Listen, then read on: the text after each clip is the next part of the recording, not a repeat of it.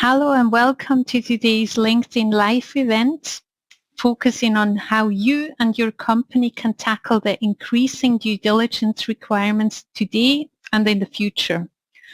What do you have to look out for? How can you get prepared? And which are the relevant aspects to consider? OEKO-TEX launched a new product called Responsible Business, in short we call it RB, addressing exactly these issues. My name is Linda Wigelin, Group Market Development Manager of the TESTEX Group. As a founding member, TESTEX is one of the main institutes forming the OEKO-TEX Association, and I am happy to be here today with Miriam Benninger, our Group Product Manager for Responsible Business. Hi everyone. Thank you for having me. Hi Miriam. Yeah, and I would like to find out from you, Miriam, what are the legal requirements RB is based on? We conducted 2 pilots before launching Responsible Business this year, and I am, and surely also the viewers, curious to hear what the main challenges were which the participating companies face, but also what doors RB certificate opened for them. And finally, there is one topic we cannot leave unaddressed. How much work do you and your company have to put in to get certified, and what does the certificate actually cost? Before delving into the topic, and hello to everyone, I see the chat box already has been discovered. To make sure we are helping you as best we can on the topic of responsible business, we have the chat box to source your questions. You can find the chat box, and I see some of you already have below the event. Feel free to drop the questions or share your challenges and experience on the topic of due diligence here. We'll answer all of the questions at the end of the session, or if they are more lengthy, of course, we'll be happy to get in touch with you directly. Okay, enough spoken now. Let's delve into the first question. Miriam, what are the reasons that motivated OEKO-TEX to create Responsible Business, so the Responsible Business certification? In brief, why was RB launched? Yes, that's a very good and important question, actually. I would like to start here with the UN Guiding Principles, because the UN Guiding Principles state that businesses now have an explicit responsibility to respect human rights throughout their supply chain. They should seek to prevent or mitigate human rights impacts that are directly linked to their operations, products or services by their business relationships, even if they have not contributed to those impacts. These principles also are perfectly reflect the responsibility of a clothing brand following the Rana Plaza factory collapse in 2013, which we probably all remember very well. So, but still, some argue that no treaty is actually needed because they point out that the UN Human Rights Council already endorsed the UN's guiding principles on business and human rights, which is published back in 2011. So it is true that the principle should be a game changer, but the reality is that the governments and the businesses have failed to make the guiding principles actually meaningful. You bring up an interesting, so we see here the UN Guiding Principles have already been launched in 2011, so more than 10 years ago, and 2 years before the Rana Plaza incident. And then I must say, even though it focuses on respecting human rights, access to remedy, protecting human rights, 2 years later, we had the Rana Plaza incident. So it seems like we really need, as you mentioned, binding legislations on country level.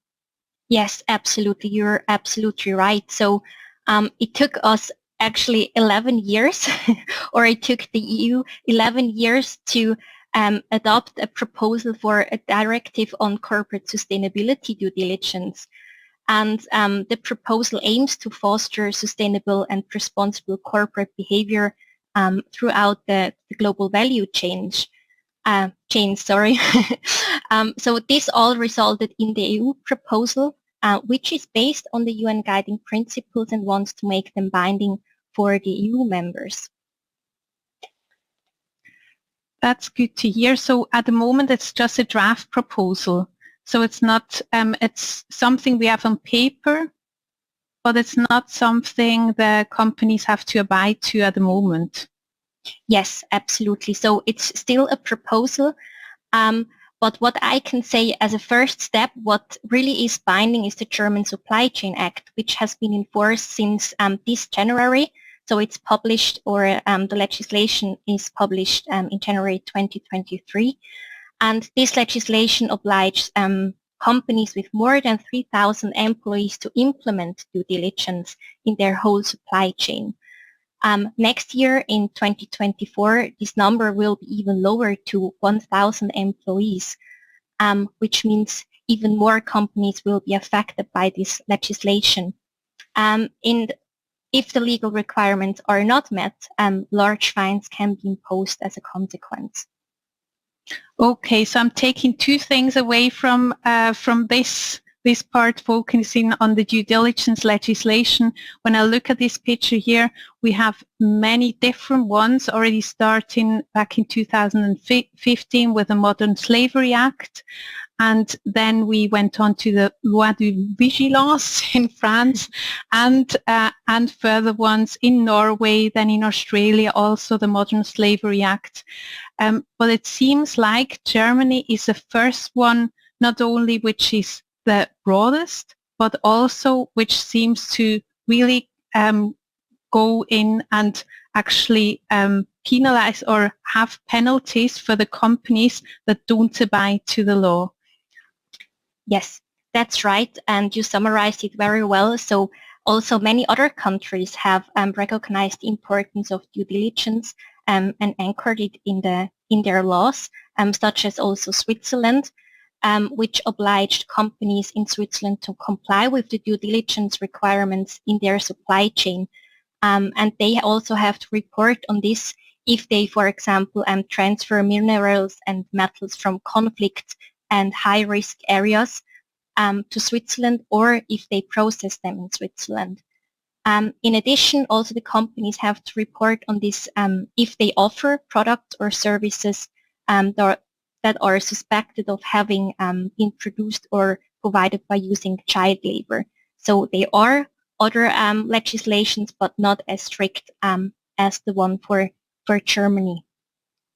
Okay, so another takeaway. Yeah. No, I just think that's a really good one. So another takeaway is the one on Switzerland is much more focused only on one aspect, on child labor, on minerals, rare minerals and metals from conflict areas, whereas the German Supply Chain Act goes both deeper and broader. Yes, correct. Yeah. And here, as a result of all those developments, it became clear that we have to offer a solution that prepares and supports companies to fulfill these requirements, in addition to the other OEKO-TEX products that focus on testing for harmful substances, but also certifies the site, so the production facility itself. I see. So that brings me to what is OEKO-TEX responsible business after we saw all of these legislations. What is the basis there? What did we take as a basis there to start? Yeah, so responsible business, or RB, is actually a management tool to meet due diligence requirements in the textile and leather industry. It certifies the management system of a company with a step-by-step approach to integrating human rights and environmental criteria into their management processes, allowing them to fulfill their due diligence obligations along their supply chains and also it identify risks at the early stage. What you see here are the 7 modules, because the product itself is based on 7 modules. The first element or the first module is the business policy. So it's all about anchoring responsible business into the business enterprise. Then we have the second module, the risk assessment. I think that's probably one of the most important ones. So there the company has to identify and prioritize potential and actual risks of its own operations, but also of its supply chain. Based on that, they have to integrate appropriate actions, which is the third module. There they have to define and implement smart measures to avoid and mitigate the risks in the supply chain. They also have to continuous monitoring it, which is module 4. So they have to review the set measures on a regular basis.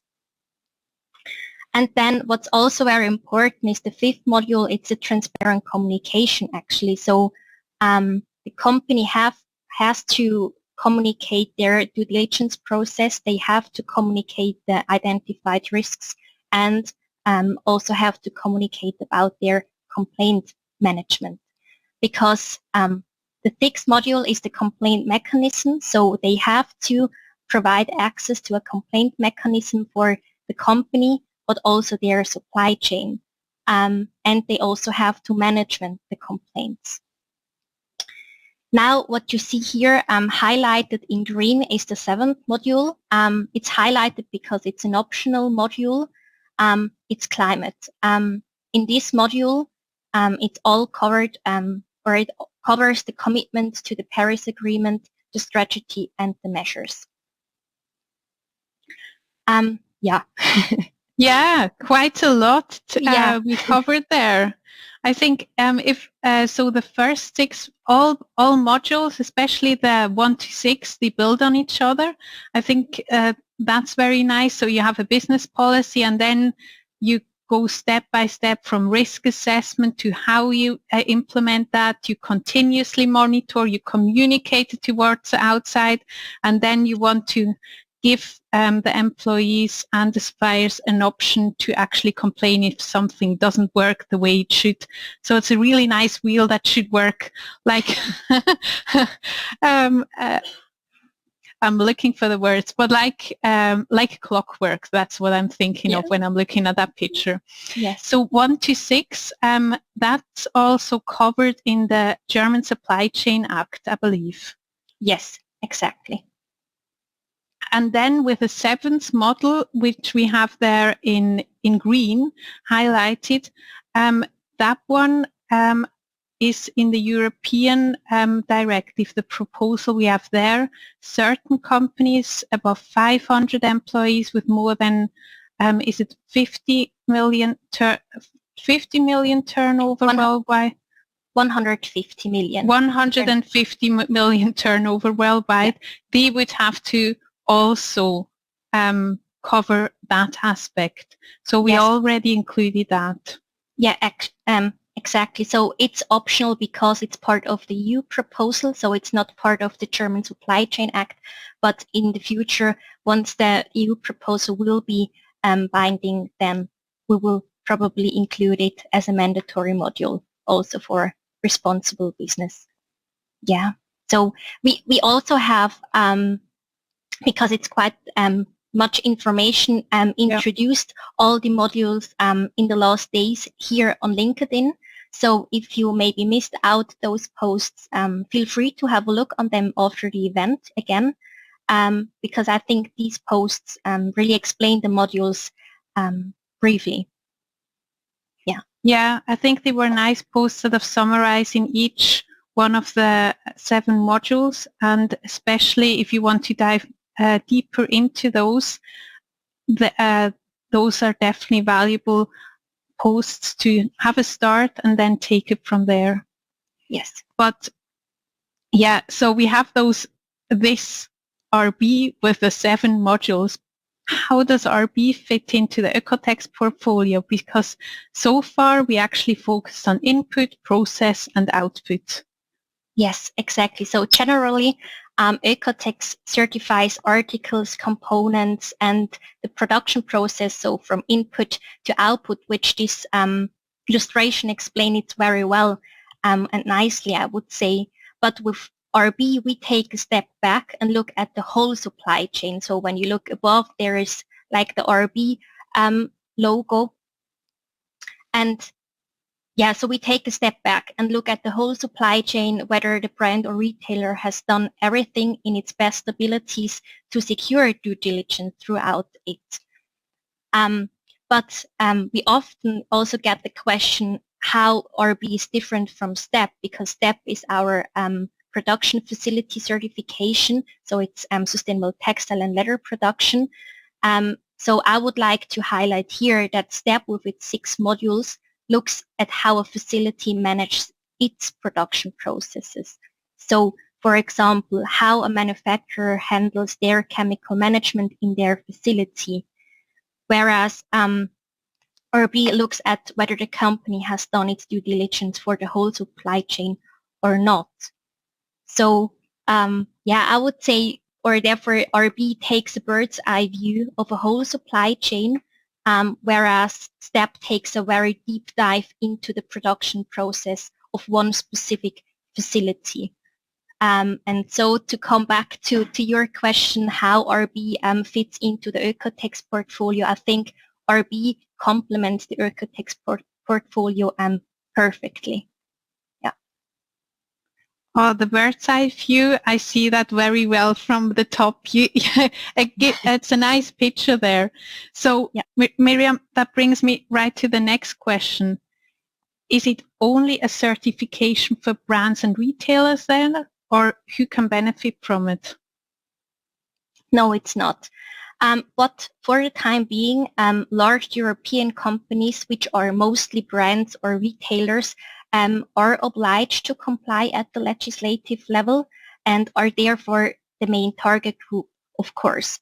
But due to the German Supply Chain Act, this entails also specifically corporations based in Germany with more than 3,000 employees, what we already mentioned. But however, the product is not limited to that or to that main target group, but can be applied throughout the supply chain. So in the end, I would say if everyone can do their part, and because if everyone does their duty and take responsibility, we can just all benefit in the end. Yeah, taking up the top point of benefit, how can the ones that then get certified benefit from this certification? Yeah, so what I already explained, responsible business breaks down the complex topic into the 7 modules which I mentioned. And with them, RB supports the companies in a step-by-step approach to integrate them into the management process, what I already mentioned, because yeah, it requires a clear and transparent documentation, but at the same time, the certification process offers solutions at every stage of the journey. So in every module, they are solutions, and yeah, so at every stage of the journey, we get solutions which will be offered also with the implementation manual. And then by completing the detailed assessment, companies can also identify and improve the potential weak spots. And once they have done this, after a successful or hopefully successful certification process, the company will receive a certificate showing their efforts and their due diligence performance on paper. Great. So I specifically like, I just want to pause there, I specifically like the implementation manual because what I was thinking before was with the 6 modules, you have and the 7th on top, the optional one, you have so many things to cover in detail. So the implementation manual, what would an example be there of an implementation manual? So, for example, in Module 2, when you have the risk assessment, there are specific examples how you could set up your risk analysis, which countries should be considered, which risks. So you also have explained about the netto and brutto. Yeah, sorry, I think that was the German, term, but netto and brutto risks. So you really have specific guidance there, how you can tackle all the challenges. Yeah, so the gross and net. Oh, that's yeah. Gross and net. Sorry, I just changed the German and no, English but term. I think that's a really good one. So it's something tangible you can actually work with. It's not just a certification. It's not just a paper. And then the next one, the assessment questionnaire. So you can see where you stand when you fill out the questionnaire. Exactly. Are you ready for the audit? Yes. Or maybe you need some more time. Yeah. Yeah, and what I maybe also want to mention here is, so once you have passed the certification, you also get, like, of course, the certificate and the official label, which you can then, or which serves as a promotion of customer and supplier confidence. The company can use the certification and the label to communicate their due diligence efforts in a transparent and credible way. So they could use it on websites, brochures, or event booth. I don't know. So, but it's also like a communication tool, I would say, in the end. Yeah. Yeah. So that's so we have the communication aspect. You can see how you can improve, and it's good to know where you have your weak spot or maybe also your blind spots, and especially because the certification is based on the EU directive that is due to be implemented, and especially also the German Supply Chain Act that entered into force at the beginning of this year. So if you've done your homework here, you're definitely ready for the outside world of due diligence that awaits you. So we had 2 pilots. I want to go now more into the real world. What main challenges did our pilot customers face, or which ones did you say, oh, that was the most difficult things when getting certified? Yeah, that's a bit hard to say, but in general, most companies are familiar with the topic of due diligence. But despite this, it's a major challenge to implement, actually. So the main problem is often that companies either do not know the actual legal requirements, or they do not know where to start in order to tackle this big topic. And unfortunately, it is often still also given too little importance, so which means that the implementation of due diligence, it's a huge topic, takes very long time or even fails in the worst case. So but it can also be due to insufficient documentation and not necessarily because nothing is being done. So it's not very easy to just mention one reason or what's the main challenge. Maybe I can give some advice for a company that wants to start with due diligence here. So I really would recommend to start with the self-assessment to see where you stand and what work still needs to be done. Then take a look on the implementation manual, which what I just said comes with the self-assessment, and it serves as a guidance on how to tackle each of the modules. Again, with good examples and best practice cases also. And then before beginning with the certification process, I really recommend that any open points which have been identified in the self-assessment are implemented or solved. So that the necessary documentation is then also ready for the certification process itself. I think you bring up a good aspect because we have many of our customers, and I also see the viewers joining today. They are not necessarily based in Germany. So companies which are required based on the German Supply Chain Act to do their due diligence. Oh, that's a tongue roller there, but at least it makes you laugh. Due diligence, they are indirectly affected. So we don't have 3,000 employees in Germany, but they might have to do their due diligence because they are suppliers of German companies. So there's which documentations are needed. That might be a very helpful thing for them, even though we don't necessarily have to do the due diligence according to the German Supply Chain Act, but indirectly as a supplier. Mm-hmm. Yes, absolutely. Yeah. Yeah.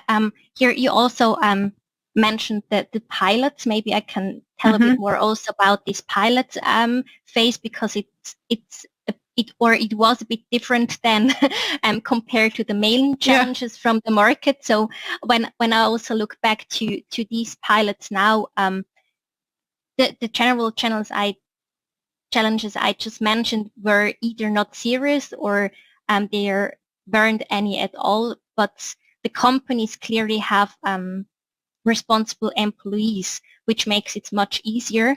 They already know or they are already very, very well informed about what is required and are very familiar already with due diligence.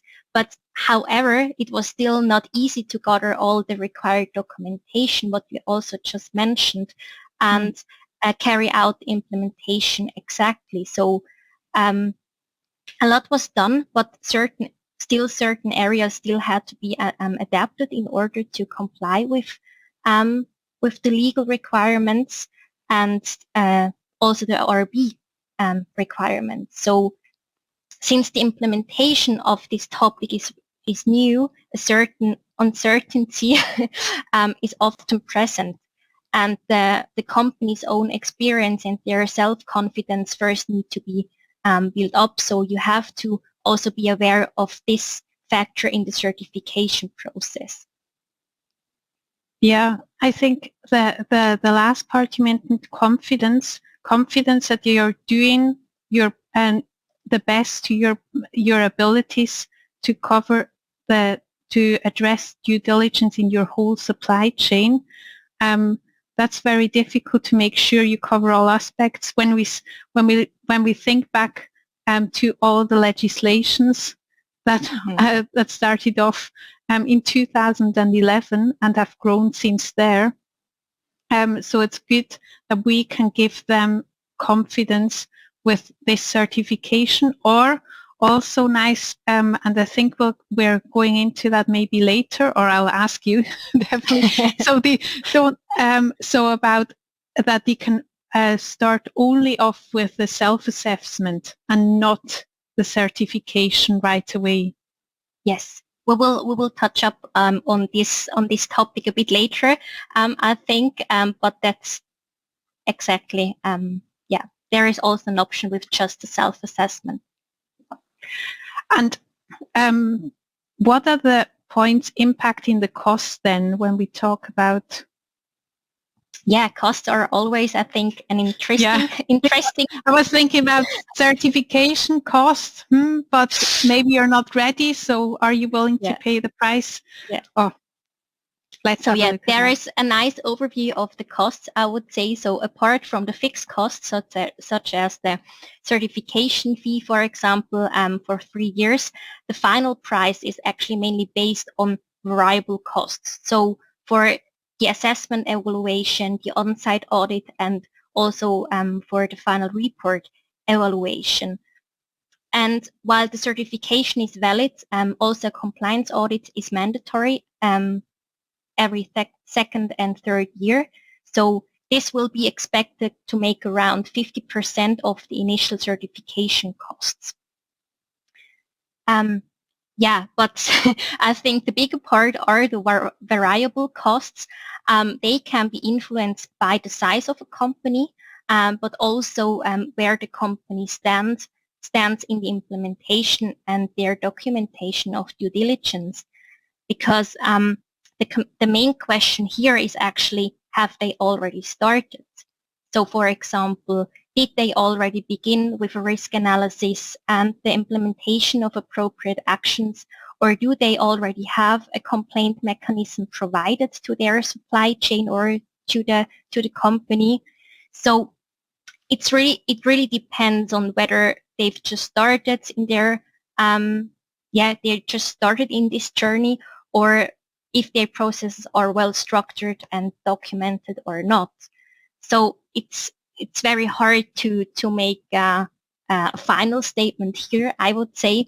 But to summarize it, or I tried to summarize it, the more work you have put into your due diligence, I would say the smoother, faster, and more cost-effective the responsible business certification is going to be. So that's about that. And now also you see here the self-assessment, what you already mentioned.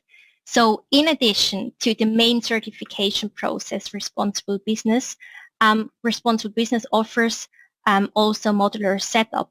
So this gives a company also the opportunity to just access the self-assessment questionnaire in order to evaluate the current status quo. Once you've done that, you will receive a non-verified report. This will be issued by the Institute. So a non-verified report means that it's without an on-site audit. Therefore, also the report is not allowed for external communication, but it really highlights your status quo. So I would say this is a perfect starting point for a company who are new on due diligence and want to see where they stand. So due to the different possibilities and influences on a certification, I would really recommend an individual consultation in the very beginning to find the best way for the company. Do they want to start directly with the certification process, or do they want to start with the self-assessment part first? Okay, great. So a lot of information there on costs. So the takeaway message I take that, so the variable costs make up a large chunk of the cost, so 50%, but the companies themselves have an impact in reducing the variable costs, and they also have the option, so there's a flexibility there to first only start with a self-assessment to see where you stand. There might be also an option for the companies which are indirectly affected by the German Supply Chain Act, for example, or the European directive, which is due to enter into force sometimes in the next years, to see if they would be ready, would they be required to do their due diligence sometimes in the future. Because as you mentioned also, it's nice to see due diligence and being ready and having the confidence that you're ready with your company and being ready to vouch for your whole supply chain. That takes time. Yes, absolutely. So speaking about time, we expect, if the company is very well prepared, or that's what we have in the pilot phase, when they are really prepared and have their documentations ready, etc. So we expect then like a certification process between 8 to 12 weeks. So, but that's when a company is very well prepared. So imagine a company never really started with due diligence yet. So it maybe takes more than half a year or up to 1 year, really depending on where it stands. And then also we have like another cost structure. Yeah, I see. So there you put some numbers to it. So 8 to 12 weeks. If there's an urgency, that's okay if you can cover it in 8 to 12 weeks, but you have to be ready. So it's better to be prepared now than having to rush it through. Yeah, absolutely. And maybe what I can add here is that you can start with the self-assessment, then you will receive also the implementation manual with all the guidance and best practice cases. And when you think you are now ready and, okay, I can do this certification process, then you can still apply for the certification process. So you don't have to start right away with the main certification. So you can really build up on that. You have the flexibility. Yeah. Yes. So we talked, I would like to switch to the other side. When you covered the certification or you got certified, what are the main benefits of certificate holders?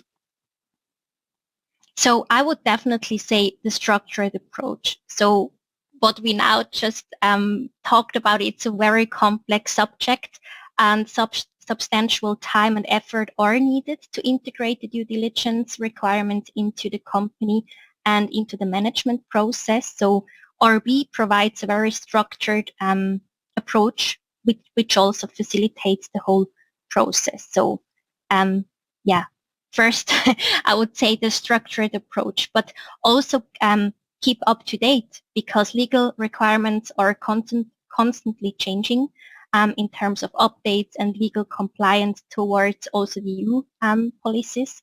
And with RB, the company can automatically keep up to date with these changes.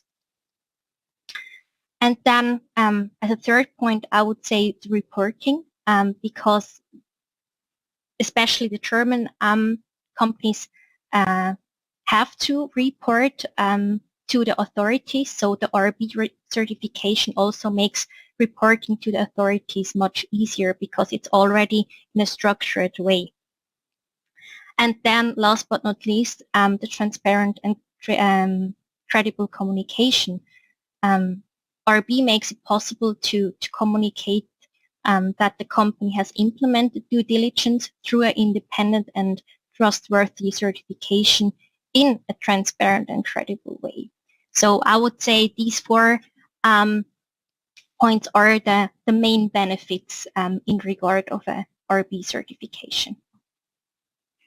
A really nice summary. So especially the one keeping up to date, I think for me it's also peace of mind, because the RB certificate is based on the UN guiding principles, what we assume will be implemented on EU level, and especially now the German Supply Chain Act. Yes. Yeah. So you got me there, Miriam. That's great. I'm sold. Where do I apply? So that's actually quite easy. So just go to our website, fill out the simplified application form there on our website. In the first step, we only need your contact details, and then we will happy to get in touch with you, actually. Yeah, so it's very simple. That sounds very easy, and I suppose that brings us to a close. If you don't have any further questions, let's see if there are any further questions. I'll just see. There are no further questions.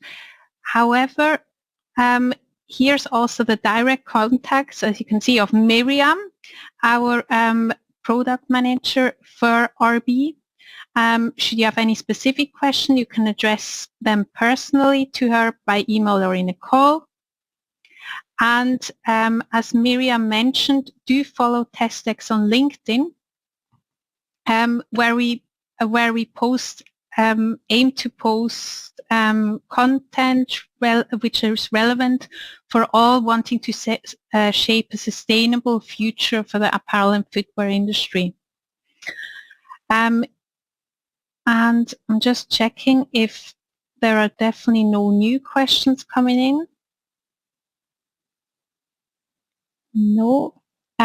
So yeah, you can also, we'll wrap it up here. So thank you very much, Miriam, for taking your time to give us a better grasp in how companies can tackle their increasing due diligence requirements, which seem to be huge. Yeah, thank you very much, Linda, for this interesting exchange and all the questions.